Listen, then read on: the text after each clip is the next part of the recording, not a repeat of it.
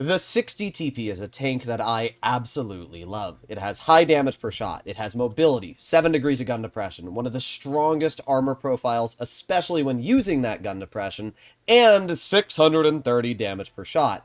Plus, it's one of the only heavies in the game that can reverse upwards of 18 to 19 kilometers per hour due to the gear oil that it features. This tank has a lot of customization and, most importantly, has a lot of potential. This is a double tune that I wanted to do with Flossie for a while, and we decided to do it last night.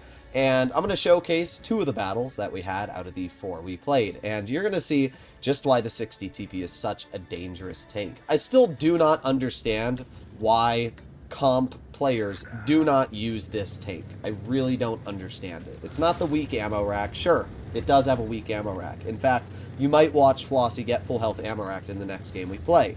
I'm not sure if I'm showing the Nube one, if I started that or not. But, yeah, its ammo rack can be weak, but so is the IS-7s, right? I've seen many IS-7s get ammo racked. In fact, I'd still be willing to say the IS-7 has a weaker ammo rack than the 60 TPs. But you know what the IS-7 can't do? 759 damage in one shot. And you know what 260 TPs can do?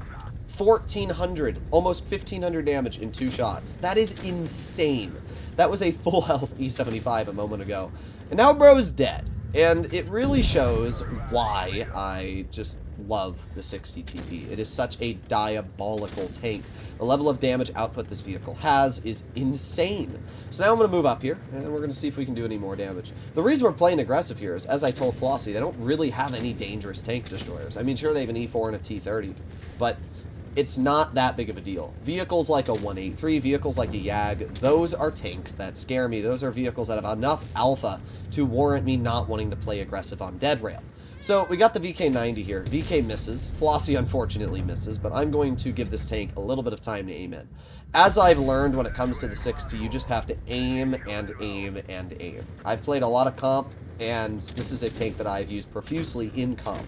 So because of that, you know, a lot of people love to snap their shots or they don't aim in fully. But for this tank, I've learned that you have to aim. I mean, you can see how long I aim in until my aiming circle is just fully done. But because of that, I can guarantee that around 80 to 90% of my shots, even in a vehicle as inaccurate as the 60, will still hit. And so far, we've just been chunking out damage, right? VK90, I was going to shoot, but now bro's 60 health, so I'm not going to waste my shot on that. We got a 113 in mid, and we got the 260. I'm going to aim it on the side of the 113. 730. That puts me up to 2,700 damage now. VK90's cleared, and that's it. There's 2 tanks in mid, who we're going to drive over and clear. I mean, I haven't lost a single bit of HP yet. Flossie hasn't lost really any HP either. And I can't hit the TVP, unfortunately, because that player's off in the corner. Flossie misses. I said, all right, I'm going to try and shoot the TVP, but he does get cleared anyway, so not too big of a problem. All right, we got the 113 moving up. Let's see if I can get a shell into him. And there you go. 660 damage into his vehicle. Not bad. Puts me up to 3,400. Flossie's going to shoot at him. Unfortunately, the upper plate just at the last second angles, and shell does not end up penetrating. Alright, well, I'm going to move up now. I'm going to aim it on the 113 myself. Here we go. Aiming. Unfortunate. I aimed a teeny bit too high, and even though it looked like it was a pen, it didn't cut through. That's alright. Flossie gets a clear on the 113, and now all that's left is the T30. And look at that. T30. Enough health to tank a pretty juicy shot for me. Boom! 622, and that shoves me over 4,000 damage. I mean, this was a super easy game, right? I literally did not bleed a single HP. And I just kept dealing damage over and over and over. This is why I love the 60 TP. How do you push this tank? You know, I told Flossie that. I said, how do you counter this? How do you push 260 TPs? We have over 5,000 combined health. We have over 1,500 potential damage when we activate our tungsten, and you just can't counter it. So let's take a look at the second game here in the 60 TP. Trying to find it. Oh, there you go. Dead rail, and indeed I do show the Nube one. You're going to watch Flossie have a bit of a explosive ordeal, which I wish I clipped the original moment because it was absolutely hilarious. But here we are. Up against us, we got Akaro, IS-4, 907. I mean, their whole lineup's really not that scary. We're going to start this game. Originally, we were going to go town. The route that I'm taking, I was going to cut through mid over there, and I was going to go into town. But the enemy team and our team both went bridge. Our whole team went bridge. And at the end of the day, you have to support your team. I'm not going to go alone with Flossie into town. So I said, yep, let's just support our team. And that's the #1 rule if you want to do well, right? So we're going to go with our team here, climb up the bridge, and let's see what happens. So we've got an IS-4 spotted in mid, and the IS-4 stops for some reason. I don't know why that IS-4 stopped, but I really didn't think he was going to. But I still wasn't able to get the shell out. I really thought the IS-4 was just going to keep moving up, so I didn't really go for it. But that's alright. We got the 1-2-1 in the open here, and I get a nice shell, 652 damage into that player. But now we're in an awkward situation, because we got the IS-4 on our flank. This is exactly what I was worried about, was, you know, the enemy cutting into the middle of the bridge there. So, because of that, we just decide we're going to back off. We got the Karo right here, and I guess the Karo is just oblivious, because 768, bro's dead. Alright, well, T-30 gets spotted in our spawn over there. And Flossie's like, oh, look, a T-30, Droodles. So Flossie turns around, as we can see. Unfortunately, Flossie shows the flat side of his tank.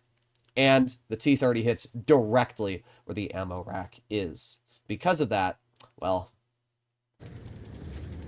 yeah, 2,704 health. Flossie got full health.